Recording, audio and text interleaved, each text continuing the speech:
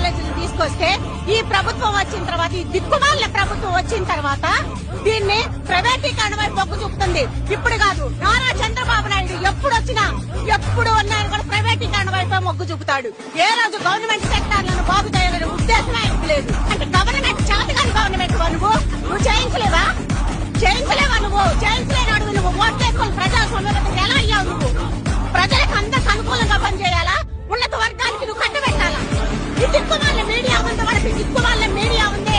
దిక్కుమాల మీడియా వల్ల ప్రచారం చేసుకుంటున్నారు. తెలుసు అది అందరికీ. ఏబిఎనో ఇవన్నీ కూడా దిక్కుమాల టీవీ ఫైవ్ ఇవన్నీ కూడా దిక్కుమాలినటువంటి నిజంగా వాళ్ళు అన్నం తింటున్నారు, ఏం తింటున్నారని మీడియా విముఖం గడుపుతుంది. రాష్ట్రాన్ని నాశనం చేసి పెట్టాడు. వచ్చిన తర్వాత రాష్ట్రాన్ని దరిద్రం పట్టించాడు. ఎంత ప్రైవేటీకరణ ఎవరు వ్యక్తులు బాగుపడతారు? జనం బాగుపడతారా? ఏం అభివృద్ధి ఎలా జరిగింది? ఉల్లాడిపిస్తే అభివృద్ధి జరిగిందా?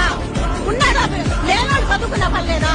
ఎన్ని సీట్లు, ఇప్పుడు ఎన్ని సీట్లు అందరికీ తెలిసిందే. 17 కళాశాలలు అన్ని కూడాను రన్నింగ్ లో ఉన్నాయి. వాళ్ళకి ఏమాత్రం కూడాను సిగ్గు, శరము, లజ్జ, అభిమానం ఉంటే గవర్నమెంట్ మేము